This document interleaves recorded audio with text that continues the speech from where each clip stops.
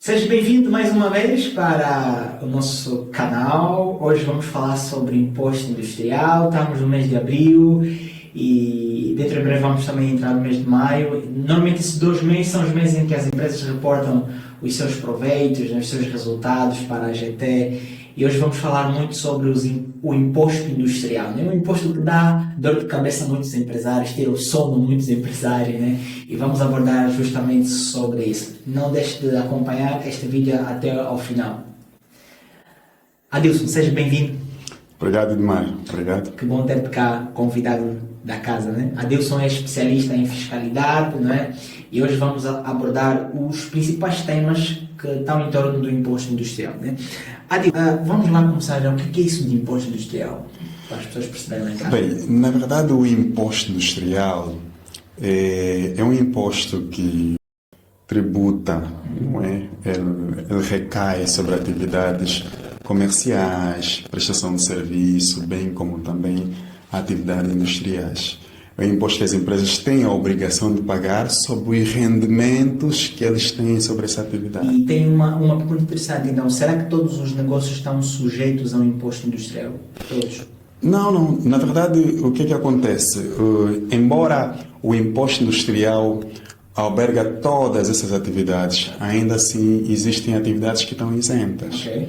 Por exemplo, nós sabemos que existem aquelas empresas que se dedicam ao ramo imobiliário. Okay. E estas já pagam imposto predial. Okay. Essas empresas, ou seja, esse negócio que paga imposto industrial, não estará, que paga imposto predial, desculpa, não estará sujeito ao pagamento de imposto industrial. Okay.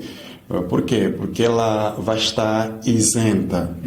E o mesmo acontece também com aquelas atividades que dão origem a pagamento de imposto sobre a aplicação de capitais. Okay. Essas atividades também acabam não pagando imposto industrial. Okay. Dúvida muito grande dos nossos ouvintes. Uma pequena, média empresa paga imposto industrial, ou seja, será que o imposto industrial é pago de acordo com a dimensão da empresa, do faturamento da empresa? O que é que se leva em conta nesse processo do imposto industrial? Na verdade, se a empresa não tiver condições especiais, qualquer empresa de qualquer porte, né, ou ramo, acaba estando obrigada a pagar imposto industrial. Okay. Mas é preciso termos aqui em conta alguns pormenores. A lei vem apresentar regimes específicos. Okay. Por exemplo, a lei apresenta 2 tipos de regime, o regime geral e o regime simplificado. Okay. Bom. Então, o regime geral, dentro do imposto industrial, nós temos o regime geral e o regime simplificado. Né? Okay. Qual é a diferença entre do regime geral e do regime simplificado? A diferença é que as empresas do regime simplificado são aquelas empresas que têm um volume de negócio muito baixo, não é? E que são assim cadastradas a nível da base da AGT. Okay.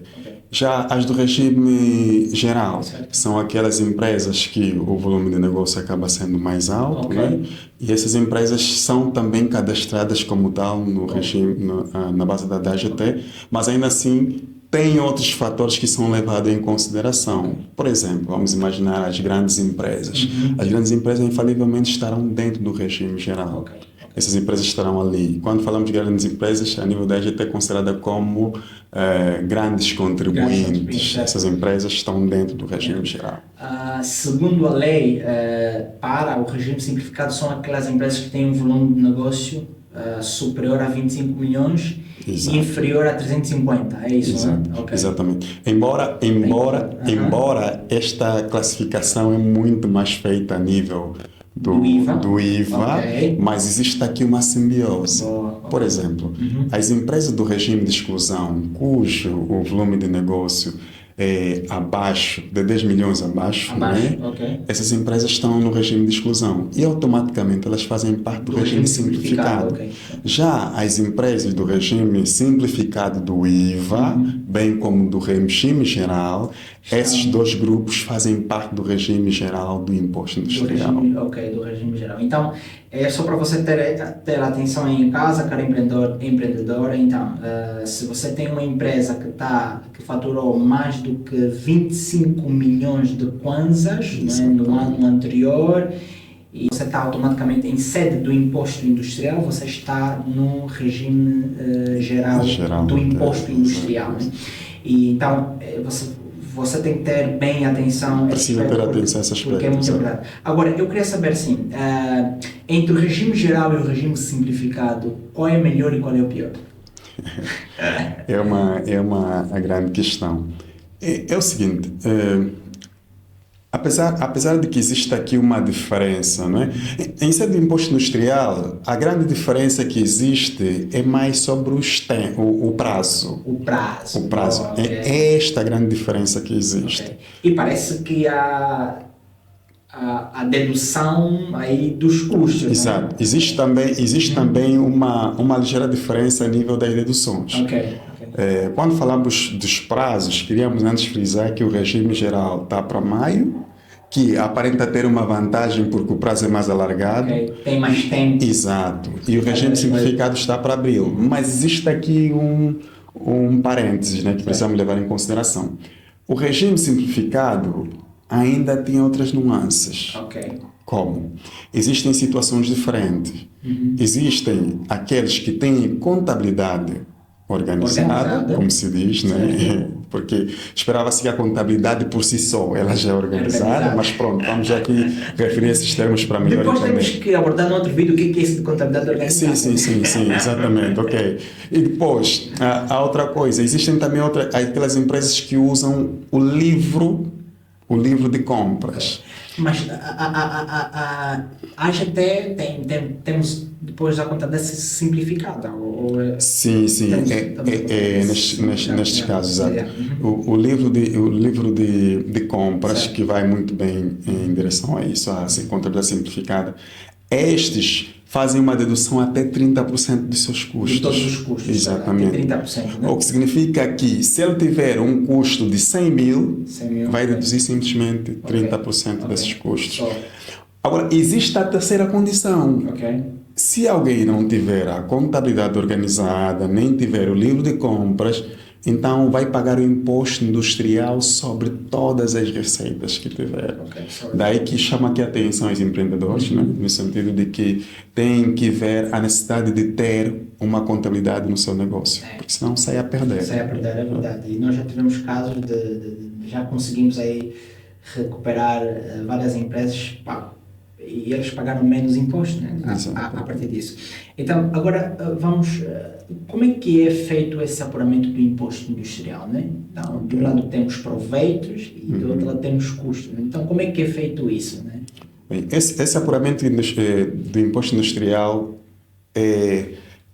da mesma forma que é feita na contabilidade, é feita no fiscal. Embora o fiscal tenha uma diferença. Como é que é feito? Nós pegamos o valor total dos proveitos menos o valor total dos custos. A diferença deste valor acaba sendo a matéria coletável, ou seja, pode ser o valor sobre o qual se vai pagar o imposto se for positivo. Imaginemos, ele recebeu 100 mil não é, de vendas e depois teve custos totais no valor de 70 mil. Então temos aqui uma diferença positiva. A diferença positiva é que vai pagar o imposto industrial sobre o qual vai se aplicar a taxa, que aqui vamos chamar taxa geral, de 25%, embora talvez queira saber mais sobre as taxas. Sobre os 30 mil da diferença positiva. Mas se for o contrário, imagina que talvez teve um proveito total de 70 mil e os custos foram 100 mil kwanzas, por exemplo. Então temos aqui uma diferença negativa. Nessas condições, uma empresa não pode pagar o imposto. Mas há um aspecto interessante que eu queria também ressaltar, é que uma coisa é o lucro apurado pela contabilidade, lá na demonstração do resultado do exercício, o outro é o lucro apurado na modelo 1. Exatamente. Então, a empresa pode ter prejuízo na DRE não é? Tipo, não pagar imposto, mas no apuramento do lucro lá na modelo 1 ela pode pagar imposto, né? Realmente. Queres explicar um pouco mais isso? Dá para ver que o Edmar está bem informado, tinha que ser. Exato, é isso mesmo, Edmar. O que acontece? Embora a contabilidade apresenta dados que podemos fazer um cálculo direto e encontrar o imposto a pagar já, a lei do imposto industrial apresenta também correções. Ou seja, existem aquelas situações que, embora a empresa considere como custo, o fisco não aceita como custo. Esse é um aspecto importante. Okay. Então, o que mais pesa na hora do cálculo do imposto industrial é certamente os custos. Então, se eu quero pagar menos imposto industrial, tenho que ter custos, ou seja, tenho que declarar os custos. Exatamente. Mas esses custos devem estar devidamente documentados como documentados. Ok. Vamos dar exemplo de custos, por exemplo, que acabam não sendo aceitos. Certo. Ainda que estejam documentados. Ainda que estejam documentados. Vale. Atenção, caro empreendedor. Mesmo que você tenha um custo documentado, ele pode não ser aceito fiscalmente. Daí que é importante o empreendedor conhecer se esse custo vai ou não ser acrescido. Certo. Vou dar um exemplo de um custo que seja documentado. Certo. Por exemplo, seguro de saúde, certo, que não é atribuído para todos os trabalhadores, talvez somente para alguns. Esse caso pode ser acrescido. Ou seja, é um custo que não vai ser aceito e vai pagar imposto industrial por conta disso. Não. Este é um exemplo. É? E temos outros casos, por exemplo, despesas confidenciais. Okay. Estes também são custos que não são aceitos. Okay. Por exemplo, temos também a questão de multas. Muitas vezes empreendedores não velam por isso. Mas é bom evitar multas, porque as multas te levam a perder duas vezes. Primeiro é que é um custo, depois é que acresce ao imposto industrial. Pagas duas vezes. Então, pagas duas vezes. E aqui não está, assim, de certa forma, a cuidar das finanças da empresa. E tem ainda o outro aspecto. Além dos custos, a empresa também tem a possibilidade de poder fazer deduções. Mas o que é isso que nós chamamos de deduções? Existem proveitos que a empresa considerou, mas que não deve pagar o imposto industrial. Parecerá algo estranho, né? Vamos imaginar o seguinte caso. A empresa fez no ano passado, não é? Constituiu provisões. Ok, as provisões. Edmar, quando se constitui uma provisão, aquilo origina um custo que é acrescido naquele ano, ou seja, o Estado não aceita, não é? Em muitos casos, não estou a dizer que é todos, em muitos casos o Estado não aceita e diz que você tem que pagar imposto. Ok, você pagou imposto por uma coisa que acresceu. Okay. Mas quando se reverte a provisão, a empresa tem que ficar atenta para fazer a dedução, dizendo assim, não posso pagar mais imposto por isso. Porque essa provisão não ocorreu. E é bom que empreendedores vejam com o seu contabilista o que isso é, porque é uma vantagem. Muito bom. Então é muito importante que você tenha aí um contabilista, não é? Uma empresa de contabilidade especializada que lhe dá todo o apoio, porque a questão do imposto industrial é muito séria, porque mexe muito com o caixa da empresa. Né? Muito. Então, normalmente os empreendedores, os empresários vêm-se de mãos atadas em março ou em abril e maio, chegam lá, têm imposto a pagar muito alto. Né? Então, agora, quais são os principais erros que o Adilson vê que os empreendedores cometem nessa questão do imposto industrial? Né? Por que às vezes os empresários reclamam muito nessa questão do imposto industrial? A primeira coisa, Edmar, começa com o facto de não ter uma contabilidade mensal. Ok, não ter uma contabilidade mensal. Se você não tem um acompanhamento mensal, você não sabe em que pé está para pagar imposto. Podemos estar em abril, por exemplo, para 2024, e essa altura eu já ter um monte de proveitos que me levam a pagar muito mais imposto. Ok? Embora numa altura como essa, eu poderia ter usado esse dinheiro para comprar mais matéria-prima ou comprar algumas coisas e de modo a não pagar muito imposto só quando chegar no final do ano. Então, o primeiro erro que os empreendedores cometem é saber a situação fiscal somente no final do ano. Esse é um grande erro. Um outro erro também que é muito recorrente, Edmar, é os empreendedores deixarem de saber o que é que deve dar retenção de imposto industrial, o que é que não deve. Ok. Tudo bem que, por ocasião do pagamento de imposto industrial, aquela pessoa a quem você não fez a retenção ou a empresa, ela vai pagar o imposto na totalidade. Mas quem vai pagar as multas e juros é a tua empresa que não fez a retenção do imposto. Ok. Este também é um outro erro muito recorrente a nível de imposto industrial. Porque as retenções, imagina só, se você faz retenções, não é? Claro, você tem a possibilidade de deduzir essas retenções no ato do apuramento da matéria coletável, né? Então, ou seja, pagas menos imposto, né? Agora, sobre os benefícios fiscais em sede do imposto industrial, Wilson, quais são os benefícios que nós temos em sede do imposto industrial? Na verdade, os benefícios fiscais vêm aqui como formas de deduções, porque o imposto industrial tem deduções de duas formas. Deduções da matéria coletável, ou seja, sobre o valor sobre o qual se calcula o imposto, ou dedução da coleta, ou seja, a dedução sobre o próprio imposto. Okay? Existem benefícios que deduzem no valor sobre o qual vai se pagar o imposto, e existem deduções que se fazem no valor do próprio imposto. Por exemplo, uma empresa que tenha contratado pessoas ao longo do ano poderá deduzir várias vezes, de acordo com a localização geográfica da sua empresa, não é? Para cada pessoa o menor salário da função pública.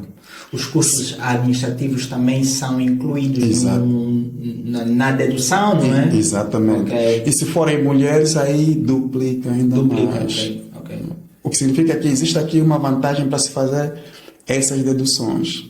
E o imposto industrial dá aqui essa vantagem para os empresários. Muitos não sabem, mas existe isso. Os estágios também, nessa hora. É um assunto que não se vai fazer na contabilidade, mas vai se considerar na modelo fiscal. É ali onde vai se considerar. Então quer dizer que as empresas precisam ficar muito atentas, porque tem muitas coisas que nós podemos usar para... Por exemplo, mas se for contratar uma pessoa com deficiência física... Aquilo ainda é muito mais. É muito mais. É muito mais. Pode deduzir até 7 vezes. Então, aqui existe uma chance para os empreendedores poderem tirar maior proveito do imposto industrial. E sobre deduções, são as retenções e também deixa frisar que o pagamento provisório do imposto industrial, que se paga em junho, agora em agosto, né? Já está a ser considerado também para a dedução a nível do imposto industrial. Então, ficou aí a dica.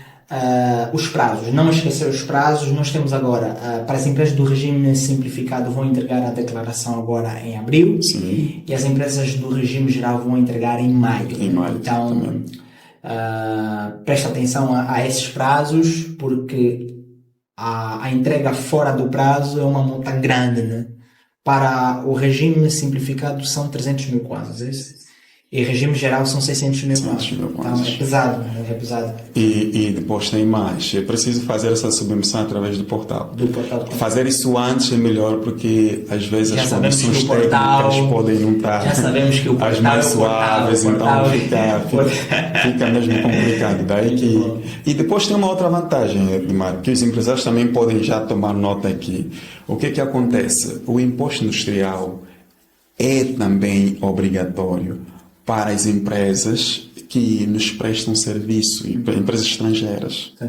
É preciso fazer retenção. Antes era 15%, agora são 6,5%. É preciso fazer retenção disso. Existe uma componente que se chama ADT, Acordo de Dupla Tributação, entra nesse assunto. Tem a outra questão também que tem a ver com as empresas do grupo, por exemplo, entidades relacionadas, também se enquadram aqui nesse regime de tributação. Muito bom. Então, ficou aí no overview sobre o imposto industrial. Não deixe de nos acompanhar. Entre em contato conosco agora, tá bom? Para que a Data Cloud e o Adilson é um dos nossos consultores aqui, nosso coordenador fiscal, com certeza vai lhe ajudar a tirar todas as dúvidas acerca do imposto industrial. Um grande abraço, até o próximo vídeo.